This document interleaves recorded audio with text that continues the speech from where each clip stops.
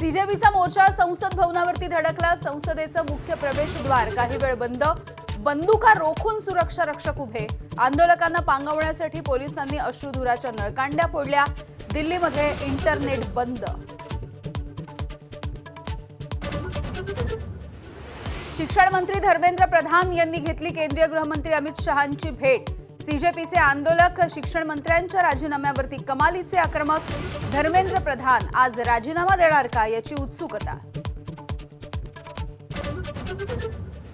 लोकसभा राज्यसभेमध्ये कमालीचा गदारोळ। दोन्ही सभागृहांचं कामकाज आतापर्यंत 4 वेळा तहकूब। नीट पेपर फुटीवरून विरोधकांनी सरकारला घेरलं।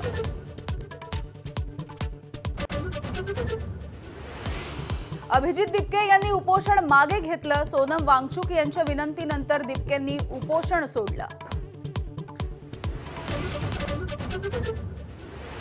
सोनम वांगचुक यांच्या समर्थनासाठी ठाणे, वाशी, पुणे, कोल्हापूर आणि धुळ्यामध्ये विद्यार्थ्यांचं आंदोलन। शिक्षण मंत्री धर्मेंद्र प्रधान यांच्या राजीनाम्याची मागणी।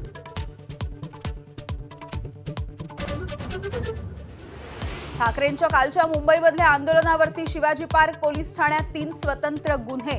विना परवानगी आंदोलन, विविध ठिकाणी आंदोलन आणि वाहतूक कोंडी झाल्यामुळे ऍक्शन।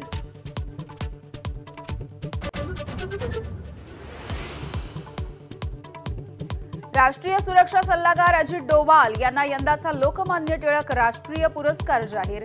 गृहमंत्री अमित शहा यांच्या हस्ते पुरस्काराचं होणार वितरण।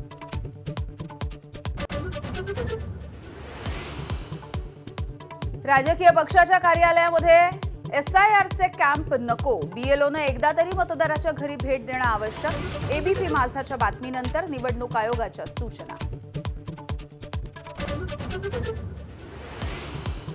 धर्म बदलल्याने किंवा धर्माचं पालन केल्यानं जन्मजात जात बदलत नाही। उच्च न्यायालयाच्या नागपूर खंडपीठाचं महत्त्वाचं निरीक्षण। धर्म आणि जात दोन्ही स्वतंत्र संकल्पना, खंडपीठाचं मत।